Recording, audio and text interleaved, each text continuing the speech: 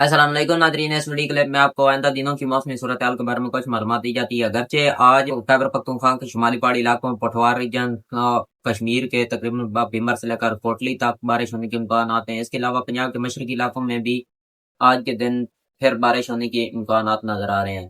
یہ سلسلہ تو 20 اگست تک جاری رہے گا۔ 20 اگست تک جو وسطی پنجاب کے فیصل آباد، سرگودا، چھوٹا سہیوال، کشاگ کے علاقے، جور آباد کے علاقے، یہاں پر ہلکے پھلکے بادل آ سکتے ہیں، کہیں ہلکی پھلکی بارش بھی ہو سکتی ہے۔ البتہ ہوائیں کی بات کریں تو آج پھر دن کے وقت تک کچھ ہلکی پھلکی ہوائیں چل سکتی ہیں۔ وسطی علاقوں کے علاوہ جنوبی پنجاب، سندھ اور بلوچستان کے علاقوں میں بھی موسم کچھ گرم اور ہبس رہنے کے امکانات ہیں۔